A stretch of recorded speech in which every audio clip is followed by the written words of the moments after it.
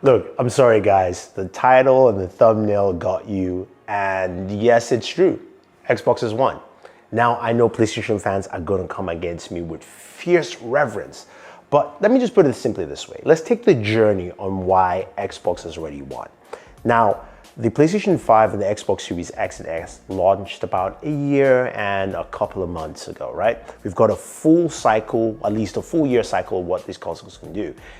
Now, in terms of specs and all that stuff, they're pretty much the same and match, so we don't really need to focus on that stuff, right? We know they're gonna have all those features we care about, from VRR, 4K 60, 4K 120, yeah.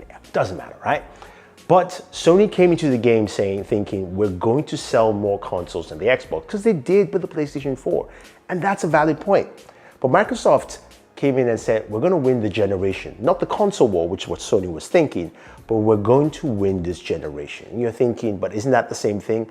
No, it is not. Now, let's look at some of those numbers. Now, we know so far, PlayStation has sold 80 million PS5s. Which is great. That is a great number out there. And Microsoft has sold 13 million Xbox Series X's and S's. So that's also a good amount, which means we've got a 5 million lead from PlayStation, and it could grow. Now, we know there's limitations with, of course, chip shortage and all that stuff going on. So people can't find the consoles to buy. Here is where Microsoft was playing chess and PlayStation was playing checkers. Yeah, that's right. Microsoft's focus on Xbox Game Pass sets things completely differently. Microsoft just came out and announced that they've got 25 million subscribers on Xbox Game Pass, which is roughly 7 million more subscribers over what you have in terms of owners of PlayStation 5s. So as far as Microsoft is concerned, the more you have their service, the better. And to me, that is truly impressive. It kind of sets the precedent to say, look, we don't care if you own our console, we just care that you play our games. Now, speaking of games, that is the part where PlayStation fans will run up and say, hey, Thunder E, you're wrong, we have the games, we're the best, yada, yada, yada, yada, yada, yada, yada, right? Yes, PlayStation has some great games, and there are some games I absolutely love, like God of War, which I haven't finished, or Spider-Man Miles Morales, which I also haven't finished, and trust me, Daniel's shaking his head over there. It's like, either way, there are tons of games on the PlayStation platform, Uncharted, you can name that, Ghost of Tsushima, that are awesome and great single-player games. But Microsoft has actually gone ahead and built a really robust game library, because this is something you PlayStation fans have yelled for years. Microsoft has no games. There's nothing to play on the Xbox. Well, they went out, they bought Bethesda, and they said, everyone was like, okay, cool. That is really nice. There are a ton of games from Bethesda, but a lot of people still said, look, most of those games are kind of PC centric, other than games like Doom, Duke Nukem and things like that. That's fine, right? That's fine. But they just announced the big elephant in the room, the acquisition of Activision and Blizzard, basically Activision and Blizzard, which is one company. And that has shook the PlayStation fans in their roots. They're all shaking, they're shivering, they're going, oh my God, what's gonna happen? Well, that's what you wanted. You wanted Microsoft to give you games, and Microsoft is doing that. Now, think of it this way. Microsoft has acquired a lot of game studios. Let's put the IPs aside for a second. They have a ton of game studios, a ton from Bethesda, which you just got. They have a ton in-house, and now they have a ton from Activision Blizzard, which is going to give them a lot of games to come on that library. And all those games will show up on Xbox Game Pass.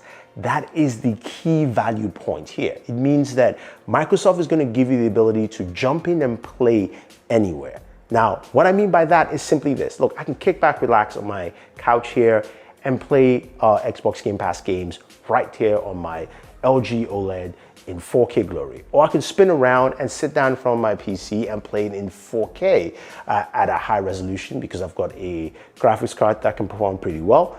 Or I can play on my mobile device. So for instance, if I'm just an iOS and Apple user, now I can play the games I want to play on my iPhone with Xbox Game Pass, or you can do it also on your MacBook. So you've got the platforms to play on, and you don't care about buying a piece of plastic box, which is what PlayStation fans are clinging to right now. Now, the other aspect to that is that, you know, some of you are going, okay, look, will Microsoft hold back Call of Duty? What's going to happen with that? Look, fear not, PlayStation fans. You're still going to have Call of Duty on there. But think about it this way. Microsoft is going to have Call of Duty free on Game Pass with your monthly subscription, or you will pay $70 on the PlayStation. Now, I can almost bet and guarantee you that Microsoft is going to have the expansion packs and DLCs free, at least for the first one, and you have to pay for it on the PlayStation. So eventually you're going to go, look, you know what? Maybe I'll just get it on PC because it's free on Game Pass, right? See the thinking there? You don't have to cling to that box. Now, this is going to change the whole way gaming is going to just grow and spread in the future.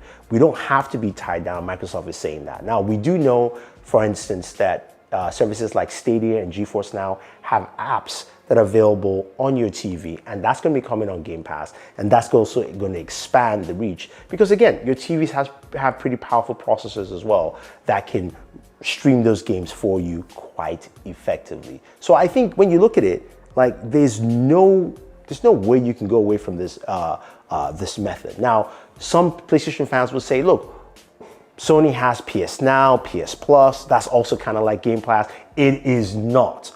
Don't lie to yourself, okay? Look, I can show you the service right now. I have both of them, and it's great for certain things. For classic PlayStation titles, I get to play some of them. I don't have access to new ones. I get cheaper prices to buy some of these games. Again, that's not Game Pass. Game Pass, I can play Halo Infinite right now. I can play Rainbow Six Extraction, which just came out, which is an Ubisoft game. Now, to put it in the best perspective, the top selling games of 2021 list just came out, right, from MPD. And the top selling games were Call of Duty, both Call of Duties actually, from this year and last year. We also had Back 4 Blood in there. We had Ubisoft games. All those games are available on Game Pass. I didn't have to spend a dime. So all you PlayStation console owners are paying for something you don't need to. So I'm just gonna help you guys here with this link down below. You can go ahead and get 3 years of Xbox Live for just $50 each for each year, bringing it up to $150, and then upgrade yourself to Xbox Game Pass for just $1. Microsoft still has that offer out there, making it cheaper to have Xbox Game Pass than the current $15 a month, which is still bloody cheap, honestly. You know, I mean, that's just a great experience. And then to top it all off, the one that bugs me the most, and I think most PlayStation users don't understand, hey, look, I was lucky to get 2 PlayStations. I have one at home, I have one in the office. I just set up my second one in the office, and I'm re-downloading my games. And Daniel says, hey, do you have access to your game saves? I was like, yeah, I should, no problem. I go ahead and check it out. No. I have to upload it from my other console, which it doesn't do automatically, I don't know why, and then re-download it on here. Why?